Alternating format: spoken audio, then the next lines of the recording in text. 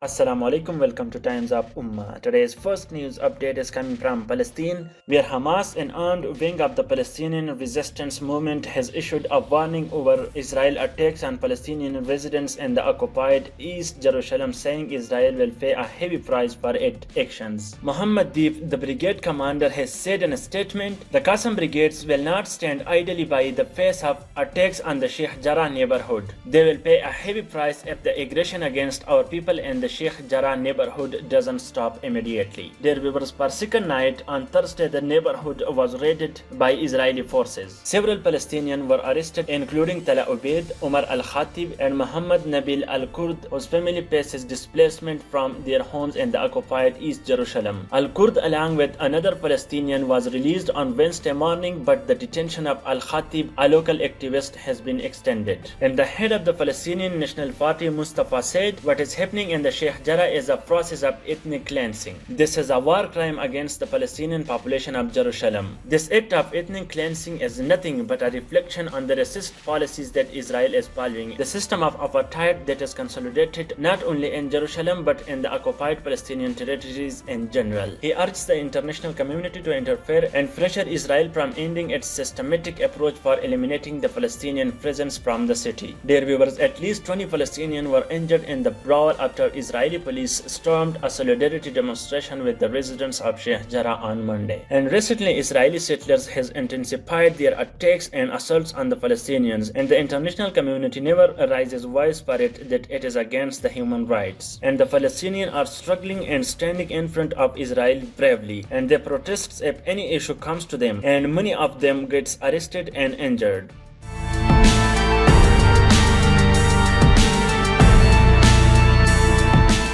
Today's second news update is coming from Afghanistan, where Afghan Taliban have intensified deadly attacks on the Afghan security forces across the country, which has killed at least 100 Taliban members, and the Afghan sources did not told about how many Afghan security forces have been killed. But according to Amarat Islami Afghanistan, they have killed over 300, and several vehicles and tanks have been destroyed. The head of Helmand Provincial Council has said the Taliban had launched its offensive on Monday from multiple directions. The group attacked checkpoints around the outskirts of the provincial capital Lashkargah, taking over some of them. The Afghan security forces had carried out airstrikes and deployed elite commando forces to the area. The group had been pushed back, but fighting was continuing on Tuesday, and hundreds of families have been displaced. Mullah Jan, a resident of Lashkargah, said there was a thunderstorm of heavy weapons and blasts in the city, and the sound of small arms was like someone was making popcorns. I took all my family members to the corner of the room, hearing the heavy blasts and bursts of the gunfire as if it was happening behind our walls. Dear viewers, Taliban was previously said if the United States will not meet the 1st May deadline, we will fight them. But we have not yet seen any attacks on the United States forces, but clashes has been drastically intensified after 1st May. Taliban have conquered several checkpoints and bases, and the Afghan forces have fled from there. The Taliban Defense Ministry said that in addition to Helmand, security forces have been responding to attacks by the Taliban in at least 6 other provinces, including southeastern Ghazni and southern Kandahar in the past 24 hours. Their viewer situation is out of Afghan government control, and maybe Taliban will take control of several provinces after some months.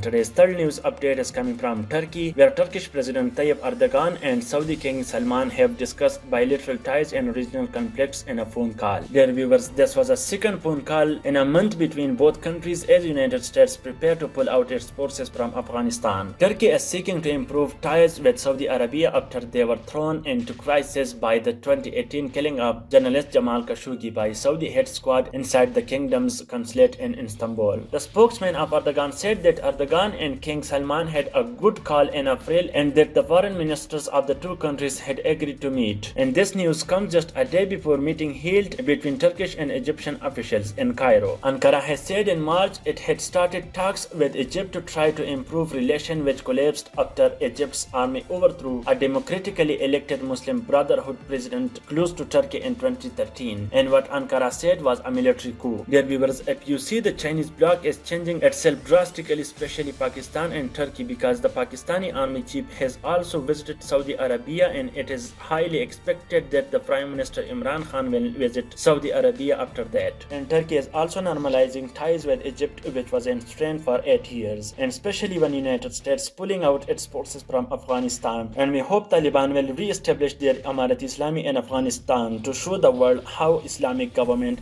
looks like.